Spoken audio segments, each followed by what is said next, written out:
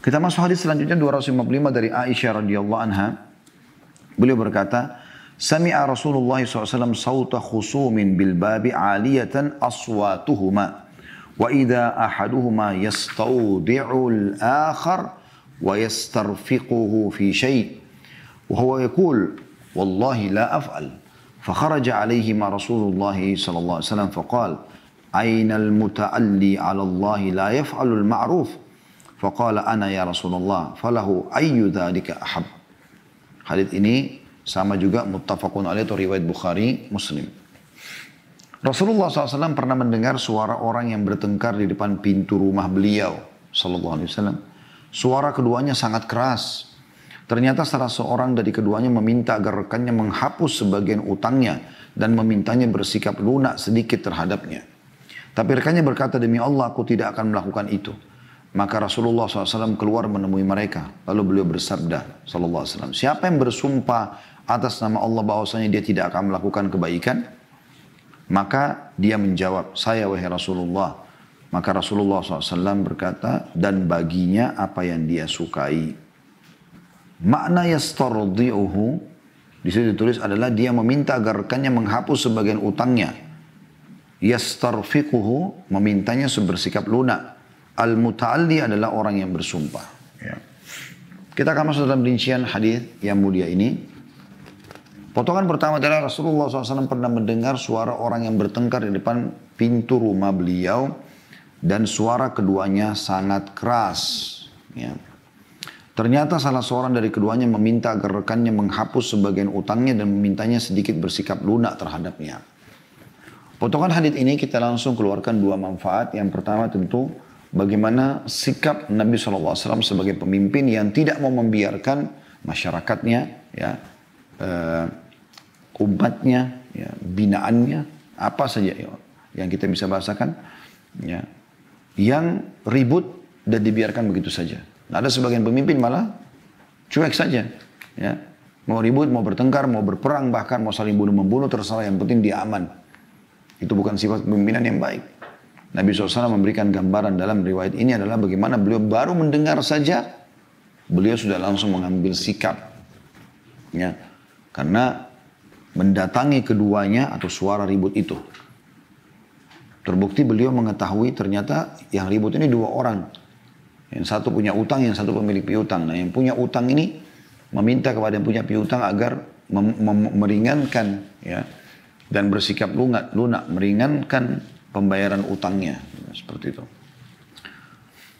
Dan ini sikap Nabi SAW adalah sering tercermin dalam kehidupan beliau. Pernah dengar dalam sebuah riwayat juga pernah dengar ada suara gemuruh di Madinah, seakan-akan ada kelompok pemberontak yang mau menyerang Madinah di malam hari. Maka para sahabat pun segera siap-siap, kemudian mereka semuanya kumpul di depan rumah Nabi SAW. Mereka semua kumpul di depan rumah Nabi SAW. Kemudian mereka menunggu instruksi dari Nabi. Gak lama kemudian suara itu sudah hilang, dan dari kejauhan terlihat ada seseorang menunggangi kuda dan memegang obor. Mereka semua matanya menuju ke orang tersebut. Siapa orang yang datang ini dalam keadaan hening pada saat itu? Maka ternyata ditemukan orang tersebut adalah pada saat mendekat terlihat wajahnya adalah Rasulullah SAW. Jadi beliau tidak menunggu dulu masyarakatnya, lalu kemudian menyuruh mereka, ayolah kalian, ayo sana, serang sana, ini dan seterusnya. Tidak. Beliau justru turun tangan langsung. Ya, beliau turun tangan langsung dan menyelesaikan perkara itu sebagai seorang pemimpin. Ini pelajaran pertama. Pelajaran yang kedua adalah masalah utang piutang, saudaraku seiman. Ini poin juga penting. Banyak orang yang tidak faham masalah ini. Anda kalau ketik di Google tentang keutamaan mengutangkan orang, Anda akan temukan banyak sekali artikel dan dalil berisikan dalil-dalil yang luar biasa, penuh dengan keutamaan-keutamaan, ya, orang yang mengutangkan orang lain, saudaraku seiman. Jadi ini jenis amal soleh yang masih jarang sekali disentuh oleh umumnya orang gitu. Ya. Begitu ada orang datang mau pinjam uang, yang pertama persiapan adalah negatif dulu. Jangan negatif. Ya. Kalau kita punya kemampuan, pinjamkan, utangkan, nggak ada masalah. Memang apa keutamanya Ustaz? Kita dengarkan hadis-hadisnya. Di antaranya adalah kata Nabi SAW, siapa yang mengutangkan seseorang, maka dia seperti bersedekah setiap hari sejumlah itu sampai masa jatuh tempo. Misalnya Anda dari awal Januari ke akhir Januari misalnya. Ternyata dia sampai akhir Januari Anda tagih, dia belum bisa bayar. Anda masih kasih tenggang waktu lagi di Februari misalnya. Maka selama Januari ini Anda seperti bersedekah. Misalnya Anda pinjamkan 10 juta. Januari misalnya 30 hari. Contoh saja ya. Maka Anda seperti bersedekah 10 juta kali 30. Itu kan luar biasa itu. 300 juta. Anda seperti bersedekah padahal Anda cuma keluarkan pinjaman 10 juta. Itu pun 10 juta tidak hilang. Bisa saya dikembalikan gitu. Dan kata Nabi SAW kalau lewat dari masa waktu tagihan dan dia berikan tenggang waktu, maka di hari-hari selanjutnya misalnya di bulan kedua, bulan ketiga, maka seperti dia bersedekah 2 kali lipat dari uang itu. Jadi seperti di bulan kedua itu setiap harinya 20 juta. Itu kan luar biasa. Bagaimana kalau uang itu dia bertahan 1 tahun, 2 tahun, 10 tahun. Ada orang bahkan sampai meninggal nggak dibayar. Berapa banyak pahala yang didapatkan gitu. Jadi memang utang piutang itu sumber pahala yang besar. Ya, kata Nabi SAW dalam hadis yang lain, siapa yang mengutangkan saudaranya, mengutangkan orang lain, atau memberikan tenggang waktu, sudah jatuh tempo, ini baru mau utangkan, dapat keutamaan, yang sudah mengutangkan dan jatuh tempo dia berikan tenggang waktu, atau memaafkannya. Ya, jatuh tempo sudah nggak mampu dimaafin sama dia. Maka ketiga perbuatan ini, ya, kata Nabi SAW, maka dia akan mendapatkan naungan Allah di hari kiamat. Tidak ada naungan kecuali naungan Allah. Di mahsyar nanti orang lagi kepanasan, tenggelam dengan keringatnya masing-masing, maka ada beberapa hamba-hamba Allah yang Allah lindungi di bawah arsy-Nya, di bawah singgasananya. Ada 7 golongan dalam sebuah hadis dan ini golongan yang ke-8. Ya. Golongan yang ke-8 adalah yang saya bahasakan tadi, orang yang mengutangkan orang lain. Jadi punya keutamaan tersendiri dalam masalah ini. Ya. Oleh karena itu teman-teman, harus dipikirkan masalah ini. Ya, kalau ada saudara kita yang tidak mampu, bahkan dalam sebuah hadis Bukhari, seingat saya itu, ada orang yang datang pada hari kiamat, kata Nabi SAW, tidak punya banyak amal soleh. Bahkan dia masih punya pelanggaran-pelanggaran. Lalu para malaikat berkata, adakah amal solehmu yang bisa kita kira, ya, mengimbangi dosa yang kamu lakukan sehingga kamu bisa selamat ke surga gitu. Maka dia mengatakan tidak ada. Dosa begini banyak. Amal apa lagi? Kata malaikat, coba ingat-ingat. Lalu kemudian Allah berikan dia ilham, dia bisa tahu gitu, dia ingat. Dia bilang, seingat saya dulu saya punya pegawai khusus untuk menagih utang. Menagih utang. Kerjanya tiap hari itu saja, nagih utang, nagih utang. Dan saya katakan, kalau kau temukan ya orang yang mampu, terimalah pembayaran utangnya. Tapi kalau orang tidak mampu, maka tajawaz anhu, maafkan saja. Ya. Semoga Allah memaafkan kita nanti di hari kiamat. Kata malaikat, itu amalmu. Maka gara-gara itu dia bisa masuk surga. Gitu ya. Jadi jangan anggap remeh perbuatan-perbuatan baik seperti ini. Nah di sini pelajaran yang kedua kita ambil adalah bagaimana orang yang sedang terlilit utang ini karena merasa dirinya tidak mampu untuk membayar. Dia minta keringanan, gitu kan? Dia minta keringanan supaya diringankan dan bersifat lunak. Ya, ada kemungkinan besar rivalnya ini, pemilik piutang ini kasar. Nabi SAW juga memerintahkan ya bagi para pemilik piutang agar menagih dengan cara yang baik. Cara yang baik, lunaklah. Begitu perintah agama. Kemudian rekannya berkata, pada saat itu minta supaya diringankan. Rekannya berkata, demi Allah aku tidak akan melakukan itu. Nah di sini pelajaran yang ketiga teman-teman sekalian, pemilik piutang di sini ngotot dengan haknya, tapi dia libatkan nama Allah. Dia mengatakan, demi Allah saya tidak melakukan itu. Saya tidak akan ringankan buat kamu. Saya nggak mau tahu pokoknya. Kau harus bayar gitu. Tapi dia menggunakan nama Allah. Nah di sini teman-teman sekalian pelajaran penting, jangan menggunakan nama Allah sembarangan. Apalagi Anda menggunakan nama Allah untuk tidak melakukan kebaikan. Misal contoh, suami istri mau baikan nih, ada yang buat salah lalu mau baik. Kemudian salah satu dari pasangan mengatakan, demi Allah saya tidak akan mau memperbaiki. Kenapa mengatakan demi Allah? Kan pasangan mau kebaikan, gitu kan? Contoh saja. Ya, kecuali betul-betul pelanggarannya sudah sampai murtad dari agama atau melakukan pelanggaran yang luar biasa. Kalau masih masalah teknis-teknis kan gitu. Atau misalnya ada orang yang datang minta sumbangan orang miskin.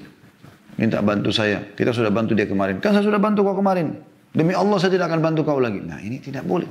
Karena bersumpah ini seakan-akan menolak kesempatan untuk mendapatkan pahala. Itu tidak boleh. Jadi kita jangan salah gunakan sumpah kita atas nama Allah Subhanahu wa taala. Ini yang ditegur oleh Nabi sallallahu alaihi wasallam. Nanti kita dengarkan teguran Nabi sallallahu alaihi wasallam ya. Ini potongan ketiga. Jadi menggunakan kalimat demi Allah itu nggak boleh kecuali pada tempat yang benar. Gitu. Maka Rasulullah SAW keluar menemui mereka Beliau bertanya, siapa yang bersumpah atas sama Allah bahwasanya dia tidak akan melakukan kebaikan? Kan tadi dia bilang, demi Allah saya tidak akan lakukan itu. Sementara meringankan bersifat lunak pada pemilik orang yang berutang ini dari pihak pemilik piutang itu adalah bagian daripada syariat. Bagian daripada syariat. Allah SWT sedang menguji anda di situ. Ya. Bahkan seringkali terjadi teman-teman sekalian mungkin ada uang haram Allah Subhanahu wa taala keluarkan dengan cara memang anda tidak diizinkan Allah untuk memakannya, lalu Allah datangkan maling, pencuri, penipu yang akan mengambil harta tersebut dan memang dia yang layak makan. Dan memang dia orangnya begitu. Bersangka baik dengan Allah Subhanahu wa taala. Rezeki sudah tercatat. Tidak akan luput dari anda. Apa kata Nabi SAW? Setiap jiwa tidak akan meninggal dunia sampai rezekinya dilengkapkan oleh Allah Subhanahu wa taala. Gak mungkin tidak akan luput. Sepotong makanan yang akan masuk di mulut anda, Allah sudah takdirkan akan sampai. Apapun itu sifatnya. Bahkan seteguk air sebelum meninggal tidak akan luput sampai anda meminumnya semua. Subhanallah, saya berapa kali lihat bukti lapangan tentang masalah apa yang saya sampaikan tadi ya. Dari kerabat-kerabat kami, subhanallah. Menjelang meninggalnya, berapa hari lalu ada salah satu tante kami di Surabaya meninggal. Semoga Allah rahmati. Adik ibu saya. Subhanallah, sebelum meninggal, rezekinya melimpah. Allah SWT berikan. Ya. Melimpah luar biasa. Kayak seperti bertumpuk depan mata. Dapat ini, dapat ini, dapat ini, dapat ini. Subhanallah, berapa hari setelah itu, ya, baru berapa hari yang lalu, mungkin 4-5 hari yang lalu meninggal dunia. Saya mengatakan maha suci Allah yang memang melengkapkan rezeki hambanya sebelum meninggal dunia. Harus sampai pada dia baru dia meninggal. Kuasa Allah SWT. Maka apa yang harus kita khawatirkan? Ya. Potongan selanjutnya, maka orang itu menjawab, saya wahai Rasulullah. Gitu kan. Maksudnya saya melakukan itu. Karena orang ini melihat Nabi SAW menegurnya. Ya, Nabi mengatakan, siapa yang berani-berani bersumpah dengan Allah tidak akan kebaikan. Orang ini yang pemilik piutang langsung paham. Oh, ternyata ini perbuatan baik nih. Artinya berikan dia tenggang waktu. Meringankan dia dalam membayar utangnya. Maka dia mengatakan, saya Rasulullah. Maka baginya, orang ini berkata, baginya pemilik utang tadi, bagi apa yang dia sukai. Maksudnya boleh dia tunda. Karena Nabi SAW sudah menegur. Dan ini juga pelajaran penting teman-teman sekalian. Bagaimana orang beriman, kalau sampai padanya dalil, maka dia berhenti di dalil itu. Maksudnya dia terima. Kalau dia salah, dia mohon ampun kepada Allah, dia perbaiki. Seperti itu. Ya, seperti itu. Hanya saja, dalam perbuatan kesalahan, kita tidak perlu mengekspos kesalahan kita tentunya. Tapi yang penting kita, di sini teman-teman sekalian, kalau sampai pada kita dalil, kita berhenti. Ya. Kalau diingatkan. Makanya Umar radhiyallahu anhu itu dikenal dengan orang yang wakaf di kitabillah. Berhenti. Kalau ada dalil sampai Allah berfirman, Rasulullah SAW bersabda, beliau berhenti. Artinya menerima langsung. Begitulah. Ya. Pada saat Nabi SAW meninggal dunia, orang lagi pada bingung, bagaimana nih? Ya. Nabi SAW meninggal dunia. Maka pada saat itu pun Umar bin Khattab sempat berbicara dengan para sahabat, siapa yang mengatakan Muhammad telah mati, saya akan penggal lehernya. Orang jadi tambah bingung gitu. Ya. Maka Abu Bakar pun datang pada saat itu melihat Nabi SAW ternyata sudah meninggal. Ya, beliau mengecup kening Nabi SAW sambil mengatakan, ya Rasulullah, engkau telah beristirahat dari dunia dan engkau telah mendapatkan apa yang Tuhanmu janjikan. Maka beliau pun keluar lalu menenangkan Umar. Sambil naik, sambil menepuk pundak Umar mengatakan, ala rizkika ya Umar. Tenang hai Umar. Lalu beliau mulai, Abu Bakar berbicara. Pada saat Umar lihat Abu Bakar langsung dia diam. Kemudian Abu Bakar pun berkata, man kana ya'budu Muhammadan fa inna Muhammadan qad mat. Wa man kana ya'budullah fa inna Allah hayyun la yamut. Siapa yang menyembah Muhammad, Muhammad sudah mati. Manusia seperti kita, pasti dia akan kembali ke Tuhannya. Tapi siapa yang menyembah Allah, Allah hidup, tidak akan pernah mati. Kata Umar, seakan-akan saya baru lalu Abu Bakar pun membacakan ayat tentang masalah Nabi akan meninggal dunia. Ya, innaka mayyitun wa innahum mayyitun. Engkau akan mati hai Muhammad dan mereka juga akan mati. Ya. Maka Umar mengatakan, saya seakan-akan baru mendengarkan nasihat itu sekarang karena besarnya cobaan pada saat itu dengan meninggalnya Nabi SAW. Tapi Umar bin Khattab menerima nasihat pada saat itu. Menerima nasihat. Ya. Hadis nomor 256. Hadis terakhir di dalam bab 31 kita ini ya. Itu dari Abu Abbas Sahal bin Sa'ad As-Sa'idi radhiyallahu anhu anna Rasulullah SAW balagahu anna Bani Amr bin Auf kana bainahum syarr فخرج رسول الله صلى الله عليه وسلم يصلح بينهم في أناس معه فحبس رسول الله صلى الله عليه وسلم وحانت الصلاة فجاء بلال إلى أبي بكر رضي الله عنه فقال يا أبا بكر إن رسول الله صلى الله عليه وسلم قد حبس وحانت الصلاة فهل لك أن تؤم الناس قال نعم إن شئت فأقام بلال الصلاة وتقدم أبو بكر فكبر وكبر الناس وجاء رسول الله صلى الله عليه وسلم يمشي في الصفوف حتى قام في الصف فأخذ الناس في التصفيق وكان أبو بكر رضي الله عنه لا يلتفت في صلاته فلما أكثر الناس التصفيق التفت فإذا رسول الله صلى الله عليه وسلم فأشار إليه رسول الله صلى الله عليه وسلم فرفع أبو بكر أنه يده فحمد الله ورجع الكهكرة ورآه حتى قام في الصف فتقدم رسول الله صلى الله عليه وسلم فصلى للناس فلما فرق أقبل على الناس فقال أيها الناس ما لكم حين نابكم شيء في الصلاة أخذتم في التصفيق إنما التصفيق للنساء من نابه شيء في صلاة فليقل سبحان الله فإنه لا يسمعه أحد حين يقول سبحان الله إلا التفت يا أبا بكر ما منعك أن تصلي بالناس هنا أشرت إليك فقال أبو بكر ما كان ينبغي لابن أبي قحافة أن يصلي بالناس بين يدي رسول الله صلى الله عليه وسلم. Artinya bahwa Rasulullah SAW mendengar kabar terjadi di kalangan Bani atau suku Amr bin Auf perselisihan. Maka Rasulullah SAW keluar untuk mendamaikan mereka bersama beberapa orang. Lalu Rasulullah SAW tertahan karena masih memecahkan permasalahan di antara mereka. Padahal telah tiba waktu sholat. Maka Bilal mendatangi Abu Bakar radhiyallahu anhu dan berkata, wahai Abu Bakar, sungguhnya Rasulullah SAW telah tertahan. Saya terlambat. Sedangkan waktu sholat telah tiba. Apakah anda mau mengimami orang-orang? Abu Bakar menjawab, iya, jika kamu mau atau kalau kamu mau. Maka Bilal mengumandangkan iqamah sholat, Abu Bakar maju lalu bertakbir dan orang-orang pun bertakbir. Lalu Rasulullah SAW datang dan berjalan masuk menerobos saf-saf hingga berdiri di saf terdepan. Maka orang-orang bertepuk tangan sedangkan Abu Bakar tidak menoleh dalam sholatnya. Ketika orang-orang banyak bertepuk tangan maka Abu Bakar akhirnya menoleh dan ternyata ada Rasulullah SAW. Maka Rasulullah SAW memberi isyarat kepadanya. Ya. Maka Abu Bakar mengangkat tangannya dan memuji Allah. Lalu dia mundur ke belakang hingga berdiri di saf pertama. Kemudian Rasulullah SAW maju dan sholat mengimami orang-orang. Setelah selesai sholat, beliau menghadap kepada orang-orang. Lalu beliau bersabda, wahai sekalian manusia, kenapa kalian bertepuk tangan ketika terjadi sesuatu dalam sholat kalian? Tepuk tangan itu hanya bagi wanita. Barang siapa yang terjadi sesuatu dalam sholatnya, maka hendaklah dia mengucapkan subhanallah, maha suci Allah. Karena tidak ada orang yang mendengarnya mengucapkan subhanallah, maha suci Allah, melainkan dia pasti menoleh. Wahai Abu Bakar, apa yang membuatmu menolak untuk sholat memimpin orang-orang ketika aku memberi isyarat kepadamu? Abu Bakar menjawab, tidak sepantasnya putra Abu Quhafa sholat mengimami orang-orang di hadapan Rasulullah sallallahu alaihi wasallam. Hadis ini muttafaqun alaih. Ada putun nomor 262, saya bacakan dulu di bawah. Dalam riwayat Imam Ahmad di jilid 5 halaman 338 disebutkan. Jadi tadi lafaz yang saya bacakan riwayat Bukhari Muslim ya.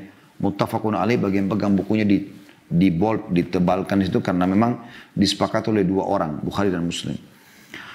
Di sini riwayat Imam Ahmad berbunyi, rafa'tu yadayya li'anni hamidtullaha ala ma ra'aita mink wa lam yakun yanbaghi ibni Abi Quhafah an ya'umma Rasulullah sallallahu alaihi wasallam. Abu Bakar berkata, aku mengangkat kedua tanganku karena aku memuji Allah atas apa yang aku lihat dari Anda dan tidak sepantasnya putra Abu Quhafah menjadi imam bagi Rasulullah sallallahu alaihi wasallam.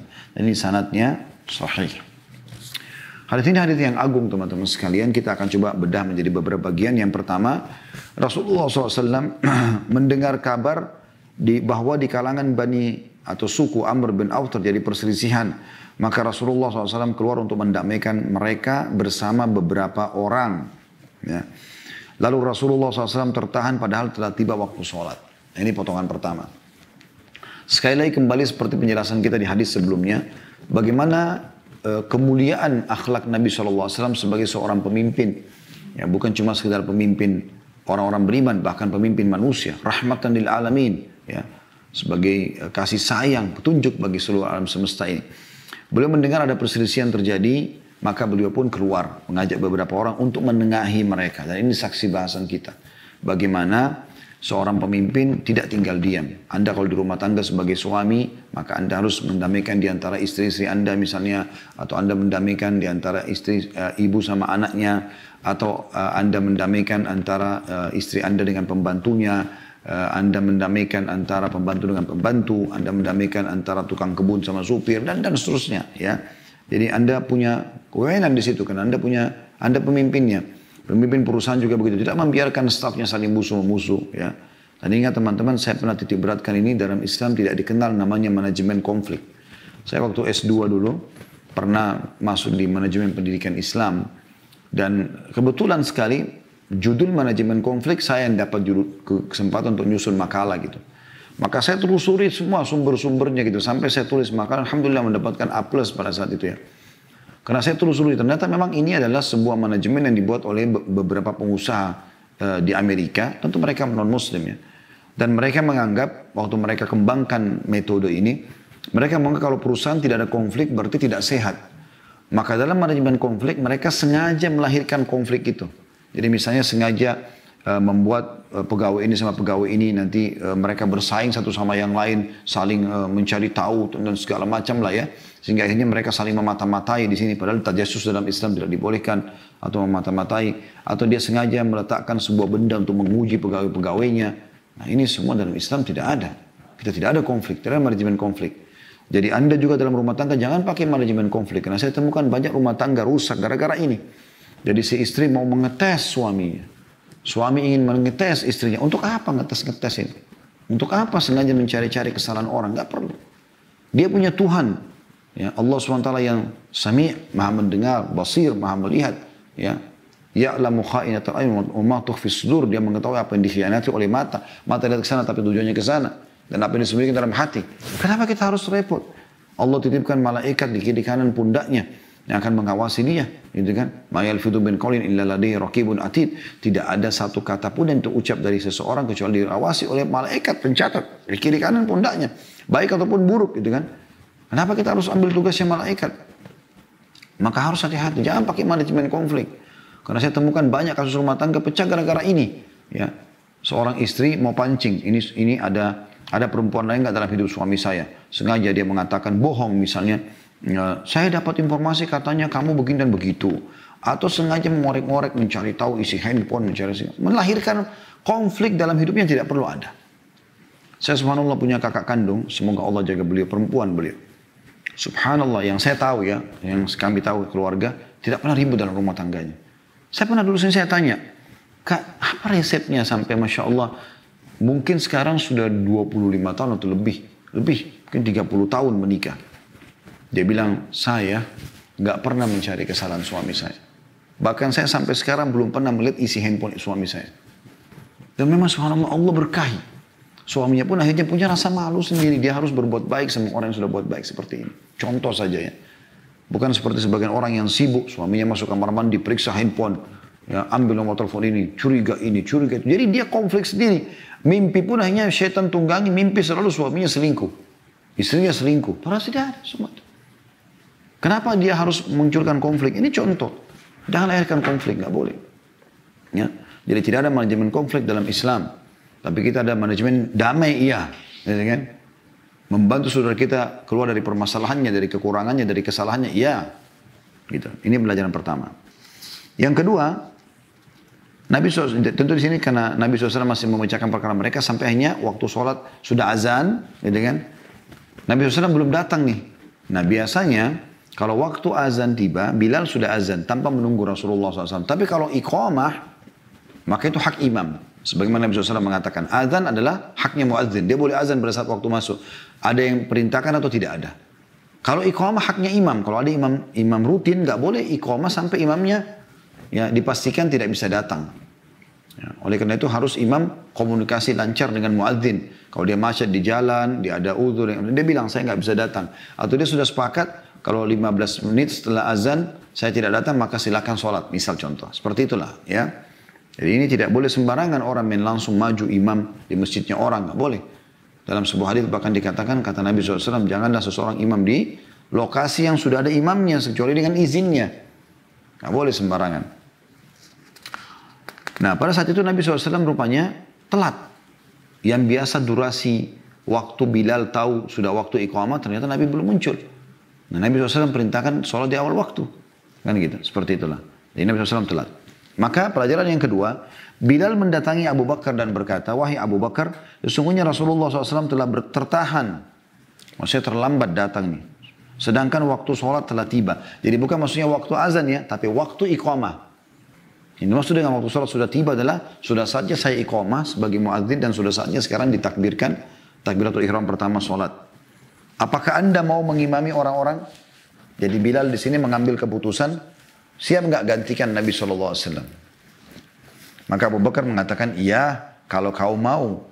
Maka Bilal pun mengumandangkan iqamah sholat. Nah ini saksi bahasan kita, kalau ini bukan azan tapi iqamahnya ya. Karena biasanya habis azan masih waktu panjang, spare masih bisa nunggu imam gitu. Ada waktu, ada spare waktu maksud saya. Abu Bakar maju lalu bertakbir dan orang-orang pun bertakbir. Nah ini pelajaran yang kedua kita. Saya akan coba bedah lebih dalam masalah ini. Bilal radhiyallahu anhu pada saat melihat waktu yang biasa beliau iqamah, ya, sudah harusnya iqamah, Nabi SAW tidak ada, maka beliau langsung berbicara. Dan ini menunjukkan keutamaan Abu Bakar. Ya. Kenapa Bilal tidak pilih sahabat yang lain? Kenapa dipilih Abu Bakar? Apa sebabnya? Karena teman-teman sekalian dalam pemahaman Ahli Sunnah wal Jamaah sudah hampir disepakati, ya, bahwasanya Abu Bakar adalah orang yang paling afdal setelah para nabi-nabi. Bahkan mengalahkan semua sahabat-sahabat nabi-nabi yang lain, kayak sahabat Nabi Isa, sahabat Nabi Musa. Itu Abu Bakar adalah yang terbaik. Ya, setelah nabi-nabi beliau adalah orang yang terbaik dan para sahabat tahu itu. Bahkan sebagian mereka mengatakan sudah biasa kami dengar Rasulullah SAW mengatakan, sesungguhnya aku Abu Bakar dan Umar. Sesungguhnya aku Abu Bakar dan Umar. Dan Abu Bakar selalu disebutkan. Dan pada saat Nabi SAW mau meninggal dunia, maka seluruh rumah-rumah yang menempel di masjid, pintunya langsung masuk ke masjid untuk sholat, itu disuruh tutup oleh Nabi SAW kecuali rumahnya Abu Bakar. Khawkha. Dan pada saat dikenal dengan Khawkha ya, jadi rumahnya Abu Bakar. Sampai sekarang masih ada itu. Ya. Ya, tapi sudah masuk dalam bagian masjid tentunya. Juga Nabi SAW pada saat sakit keras, beliau mengatakan, ya Allah wa rasuluh ilan yakuna Abu Bakar. Allah dan Rasulnya menolak siapapun yang mengimami sholat, karena Nabi tidak bisa mengimami sholat pada saat sakit keras waktu akan meninggal dunia, kecuali Abu Bakar. Ya. Dan ini juga isyarat kata para ulama menandakan, karena di zaman Nabi SAW itu, patokannya itu dalam Islam, pemimpin itu mengimami sholat. Jadi idealnya itu presiden kita sholat jadi imam di Istiqlal gitu. Idealnya seperti itulah. Ya, sehingga di masjid jami yang besar dan dia selalu mengimami orang kalau sholat. Panglima perang juga begitu mengimami sholat. Ya, walaupun bacaannya masih lebih sederhana. Ya, makanya Amr bin As radhiyallahu anhu pernah mengimami sholat sementara di peperangan dia panglima perang, ada Abu Bakar, ada Umar, ada Uthman, ada Ali, ada Talha, ada Zubair. Ada banyak sahabat Nabi yang jadi makmum di belakangnya. Seperti itulah. Nah pada saat itu Bilal mengatakan, wahai Abu Bakar, sungguhnya Rasulullah SAW telat. Sekarang Rasulullah SAW, maukah anda jadi imam? Jadi ini ijtihad dari Bilal. Abu Bakar pun mengatakan, iya kalau kau mau. Maksudnya keputusan bukan di tanganku tapi di tanganmu, hai Bilal, kau muadzin. Kalau kau memang Rasulullah sudah bolehkan kamu begitu atau memang kau punya wewenang silakan. Makanya Bilal mengambil inisiatif untuk iqamah dan kemudian Abu Bakar pun menjadi imam. Potongan ketiga, lalu Rasulullah SAW datang dan berjalan masuk menerobos saf-saf hingga berdiri di saf terdepan. Maka orang-orang bertepuk tangan sedangkan Abu Bakar tidak menoleh dalam sholatnya. Ketika orang-orang banyak bertepuk tangan, Abu Bakar akhirnya menoleh dan ternyata ada Rasulullah SAW. Jadi pada saat itu, ini pelajaran ketiganya ya. Nabi SAW rupanya waktu Abu Bakar baru saja takbir muncul. Dan Nabi SAW masuk dari pintu masjid beliau, langsung berada di sebelahnya Abu Bakar. Abu Bakar jadi imam, beliau berdiri di sini. Jadi beliau bukan masuk dalam saf, tapi beliau berada di sebelah Abu Bakar gitu. Dan orang-orang ada yang melihat itu. Di saf-saf pertama ini melihat. Maka mereka pun menepuk tangan. Ya, menepuk tangan itu begini maksudnya. Karena kan tangan kiri di dada, tangan kanan di atas. Jadi ditepuk. Ya. Jadi bukan tepuk tangan begini ya. Tapi tepuk tangan menepuk punggung kiri. Ya.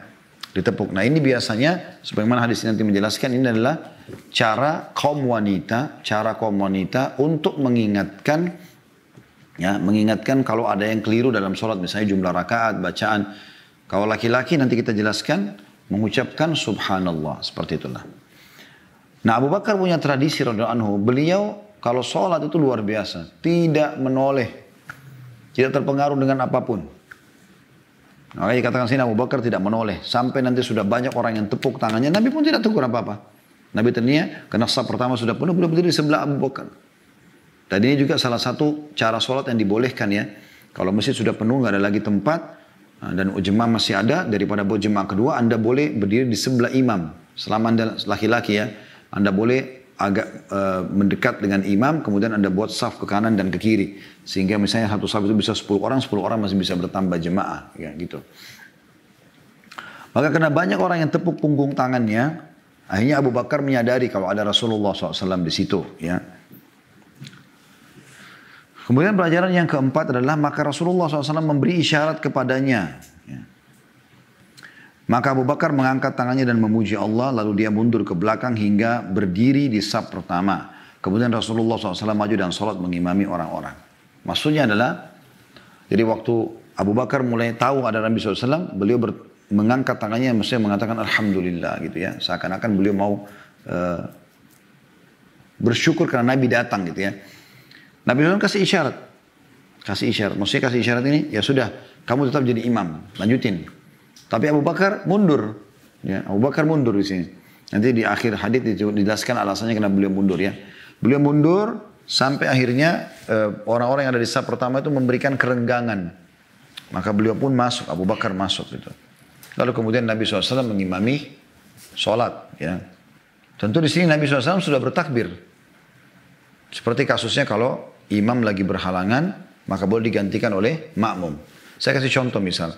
Di Saudi baru terjadi beberapa hari yang lalu. Ya. Kalau saya tidak salah di Ramadan terjadi itu. Jadi pas imamnya sudah baca Al-Fatihah, begitu mau baca surah, subhanallah suaranya hilang imamnya. Suaranya hilang. Gitu kan? Jadi dia bukan batal wudu. Dia juga bukan meninggal. Kan orang kalau batal wudu imamnya keluar ya sudah. Yang di belakang tinggal maju gantikan dia gitu kan. Atau dia meninggal, atau diganggu, ditusuk oleh musuh seperti kasus Umar waktu ditusuk oleh Abu Lu'lu.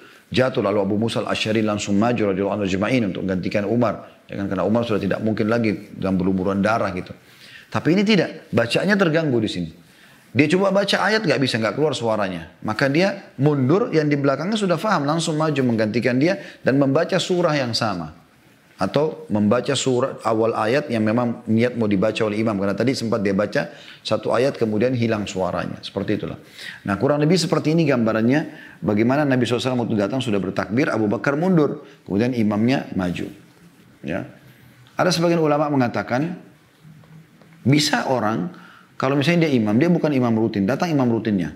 Kemudian imamnya datang lalu sholat di sebelahnya dia. Boleh dia melakukan hal yang sama. Dalam arti kata dia mundur agar imam yang rutin datang. Kecuali imam ini memberikan isyarat. Sebagaimana Nabi SAW memberikan isyarat Abu Bakar untuk tetap. Maka dia tetap saja di situ. Ya. Kemudian yang terakhir teman-teman potongan hadits adalah setelah selesai sholat. Ya, beliau menghadap kepada orang-orang lalu beliau bersabda. Wahai sekalian manusia, kenapa kalian bertepuk tangan ketika terjadi sesuatu dalam sholat kalian? Tepuk tangan itu hanya untuk wagi wanita. Ya, jadi kalau wanita tadi saya bilang lupa ada sesuatu yang dia anggap salah dalam sholat, maka dia tepuk punggung tangan kirinya ya. Barang siapa yang terjadi sesuatu, maksudnya bagi kalian hai laki-laki dalam sholatnya, maka hendaklah dia mengucapkan subhanallah. Jadi imam salah baca, imam salah gerakan, subhanallah. Kalau bacaan salah dia luruskan. Kalau itu sholat jahar yang ngerasin suara, misalnya dia baca ayat salah, maka makmumnya meluruskan. Kalau gerakan salah, maka dia mengatakan subhanallah. Ya, tentu ada bahasan panjang di sini ya. Kalau imamnya sudah diingatkan tidak mau tahu, ya sudah tetap dia ikuti saja. Ya. Nanti apa yang kurang dia lanjutkan setelah salam. Misalnya imamnya mengira sudah rakaat keempat duhur, misalnya baru rakaat ketiga. Diingatkan nggak mau tahu, dia salam. Dan Anda tahu ini baru 3 rakaat, maka Anda boleh setelah salam imam berdiri melanjutkan 1 rakaat, lalu Anda ingatkan nanti imamnya. Kemudian Nabi SAW mengatakan, ya, wahai Abu Bakar, apa yang membuatmu nolak untuk sholat memimpin ketika aku memberi isyarat kepadamu? Maksudnya, aku kan sudah menjelaskan padamu, hai Abu Bakar. Kasih isyarat, lanjutkan aja sholatmu. Ya. Berarti ini menandakan ada rukhsah, ada keringanan bagi orang yang mau, tadi saya bilang, begitu dia sholat jadi imam, kemudian datang imam yang rutin di situ, dia kalau memberikan izin, lanjutin sholatnya. Kalau tidak, dia boleh mundur. Ya. Nah, sikap di sini adalah Nabi SAW memberikan isyarat. Artinya silakan lanjutin imam. Mungkin dengan menepuk pundaknya, mungkin dengan memberikan isyarat tangan. Pokoknya isyarat itu difahami oleh imam yang sedang sholat, silakan lanjutkan. Gitu. Maka Abu Bakar menunjukkan akhlak yang mulia. Dan ini juga menandakan boleh dilakukan ini karena Nabi SAW biarkan.